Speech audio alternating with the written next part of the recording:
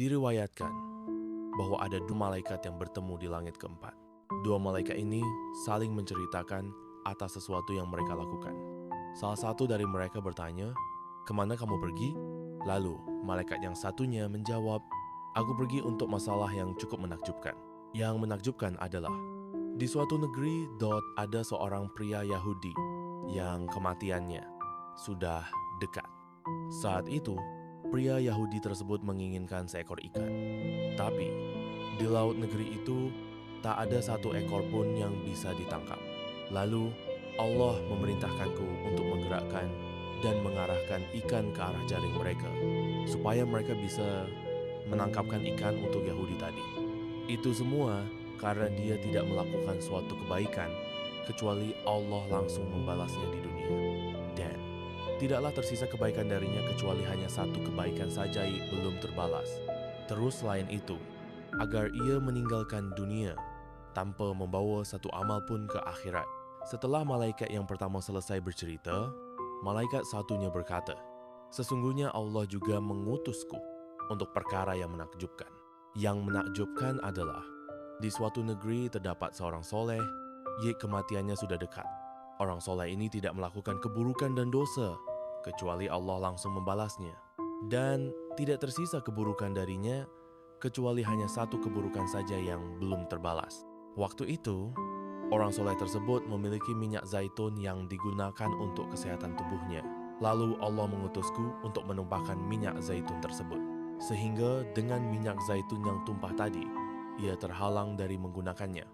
Dan secara otomatis, kejadian itu menjadi penembus dosanya. Alasan itu semua dilakukan adalah karena Allah menginginkan orang soleh ini meninggal dalam keadaan bersih dari segala dosa. Imam Muhammad bin Ka'ab berkata, ini adalah makna ayat "Famay ya'mal mithqala dzarrah al-ayyah". Maksudnya yaitu, ketika orang kafir melakukan kebaikan sekecil biji sawi, ia akan mendapat balasannya di dunia. Sehingga ketika mati, ia tidak membawa suatu kebaikan apapun di akhirat. Seperti cerita Yahudi tadi.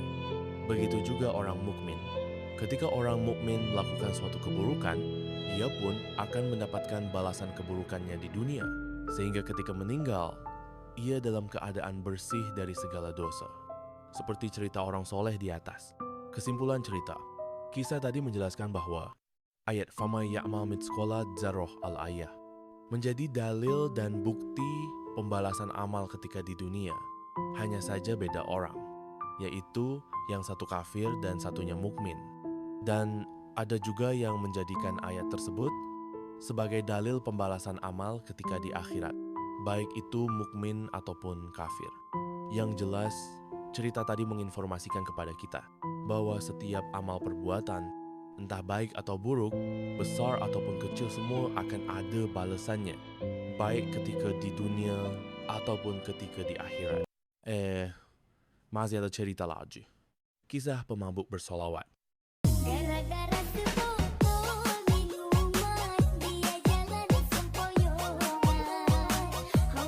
Seorang ulama sufi bercerita, saya punya tetangga yang tiap hari kerjanya mabuk-mabukan. Saking tenggelamnya ia dalam mabuk, sampai-sampai ia tak tahu lagi kapan siang dan kapan malam.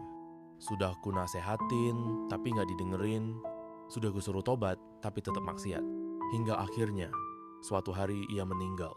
Setelah ia meninggal, aku bermimpi melihat dia mendapat kemuliaan dari Allah. Ia memakai perhiasan-perhiasan surga, serta pakaian keagungan dan kemuliaan di sana. Lalu saya menanyakan, perihal apa yang membuat dirinya mendapat derajat setinggi ini? Lalu dia bercerita kepadaku, dulu, aku pernah mendatangi suatu majelis zikir. Di situ penceramahnya yang alim mengatakan, barang siapa membaca selawat, maka wajib baginya masuk surga. Lalu penceramah yang alim tersebut mengeraskan suaranya membaca selawat. Sontak aku pun mengeraskan suaraku mengikutinya, dan semua orang yang hadir di tempat itu juga berteriak ikut membaca selawat. Maka dari itu kami semua mendapat ampunan dari Allah. Dan seperti inilah bagian yang aku dapat dari rahmatnya. Cerita selesai. Pesan hikmah, sholawat adalah ibadah yang mudah untuk dilakukan, karena bisa dibaca kapan saja dan di mana saja, tidak terikat dengan waktu, tempat, tidak terikat dengan jumlah dan nominal. Jika bosan, bisa juga membacanya dengan bantuan alat semacam hadroh dan alat lainnya untuk melantunkan lagu-lagu solawat. Tapi tetap harus make adab, supaya nggak terhitung umat biadab. Na'udzubillah min dalik, wama asbaha bidzalik. Untuk menutup perjumpaan ini, mari kita baca Allahumma sholli ala Sayyidina Muhammad. Sekian, terima kasih. Semoga bisa bertemu lagi.